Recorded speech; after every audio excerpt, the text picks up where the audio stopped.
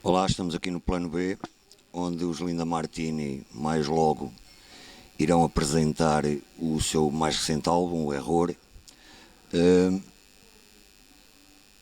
André, vocês dizem que isto é uma viagem sem rumo para nos encontrarmos de novo. Eu diria que é uma viagem sem rumo por um tempo error, que parece não ter fim. Agora temos a guerra, tivemos a pandemia, agora temos a guerra.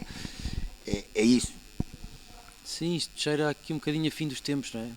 Uma coisa depois da outra foi meio estranho, mas o disco de facto tem esse nome porque foi começado antes da pandemia e depois a pandemia intrometeu-se pelo meio e o disco foi embrulhado nisto tudo, como as nossas vidas, como a de toda a gente, e acabou por demorar muito mais do que nós tínhamos pensado inicialmente. O disco era para ser em 2020 e acabámos por só lançar 2 anos depois. E tem esse nome exatamente por isso, porque achamos que era uma analogia perfeita com aquilo que foi gravar este disco e fechá-lo, digamos assim. Nós já tínhamos os instrumentais mais ou menos cozinhados e muito preparados para fazer o nosso trabalho quando tínhamos planeado. E, pá, e de repente isto aconteceu, as letras já foram depois todas escritas, todos os textos já foram já no contexto da pandemia, portanto nós fechados em casa, nós distanciados, sem nos podermos juntar, sem concertos, aquela angústia toda, a vermos as notícias, aquelas coisas todas a entrarem-nos pela casa adentro sem nós querermos. E o disco é muito marcado por isso, é um pano de fundo. É claro que eu acho que se calhar daqui a 20 anos quem nascer hoje e não tiver passado por estes tempos pode encontrar também outros pontos de contacto. Acho que o disco não se encerra na pandemia, mas obviamente que fala muito sobre ela, porque o tema se impôs de uma forma inescapável, não havia como fugir disso. Hélio, e musicalmente, o que é este Error? Musicalmente é uma procura por qualquer coisa relativamente diferente do disco anterior. Nós, neste disco, acho que a primeira música que definimos mais especificamente foi o Oba Oba Oba, que tinha uma cadência assim mais a puxar para trás. E gostámos disso e fomos um pouco atrás desse balanço. Claro que não estão todas assim, seria uma seca tremenda ao disco se fosse dessa forma, mas acabámos por ir à procura um bocadinho desse beat mais lento. E depois também é um disco que instrumentalmente nos permitiu chegar a estúdio pelas condições em que o gravámos, o estúdio onde gravámos, os instrumentos disponíveis. O facto de termos feito cá desta vez o Santi veio até Lisboa em vez de irmos nós até à Catalunha, isso fez com que ele também estivesse mais disponível para trabalhar a parte instrumental e pensámos um bocadinho nos arranjos mesmo em estúdio já e trazer outros instrumentos para este disco que normalmente não temos a oportunidade de trazer. Então é um disco de muita experimentação em estúdio já e, e com um balanço muito mais lento e mais denso, e talvez por isso depois também quando tens partes mais explosivas seja um bocadinho mais intenso, tenham mais impacto talvez, não está sempre no vermelho. É um álbum facilmente transportável para o palco, Cláudio. Bom, isso é uma coisa que nós vamos ver agora, não é? Fizemos ontem uma pequena experiência, mas hoje é na verdade o primeiro concerto. Mas a sensação que nós temos é que é um álbum muito bom para tocar ao vivo, com muito peso, é um álbum coeso e acho que vai funcionar muito bem. Tocam-no todo ao vivo, pelo menos nestes concertos iniciais. Para já estamos a tocá-lo tudo ao vivo, mas naturalmente o tempo vai passando e nós vamos acabando por deixar umas de parte, acontece sempre com todos os discos e acho que este não será diferente, até porque temos sempre que arranjar maneira de tocar músicas antigas, não é? Não podemos esquecer os outros discos que temos e que continuam a fazer sentido.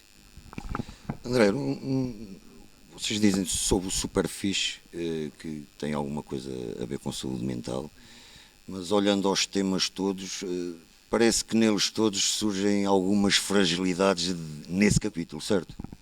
Sim, é inevitável. Era aquilo que falávamos há pouco, não é? Os tais confinamentos sucessivos, esta ansiedade toda que vivemos, fez-nos pensar em coisas, ir aqui cá mesmo atrás na cabeça, não é? E buscar ali recantos e salas que nós não tínhamos aberto.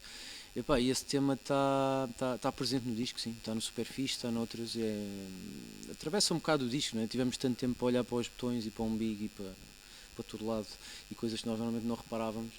e isso acabou por influenciar o disco. O Superfixe foi uma experiência engraçada também, porque aquilo saiu, enfim, era uma canção meio difícil, daquelas que o instrumental estava todo feito e estava-me a ser difícil encontrar uma métrica ou uma melodia que casasse bem com aquilo que acontecia. Pá, e naturalmente, é uma coisa que nós já fizemos no passado, saiu-me este registro quase do spoken word, que nós também já tínhamos experienciado, mas com esta novidade do diálogo, de parecer duas pessoas, e é só a minha voz, mas no fundo são duas pessoas que estão a falar, dois amigos. Pá, e achámos muito interessante, é mais uma experiência, né? Nós também de disco para disco, nos instrumentos vamos experimentando outras coisas, e na voz e nos textos e não sei o quê, também gostamos de pisar onde ainda não fomos, e essa foi uma das experiências, diria eu, feliz, porque é uma música que nos dá muito gozo. Foi muito fixe fazê-la e gravá-la, e ao vivo, pelo menos a experiência que tivemos até agora, dá-nos muito prazer tocar. Super fixe. Já foram 5, têm sido 4, agora são 3. É para parar, é para parar por aqui. Não se sabe, isto nunca se sabe, pá, sempre crescer, sempre evoluir, as coisas mudam. Há muitas bandas que já nem sequer têm os elementos originais e continuam.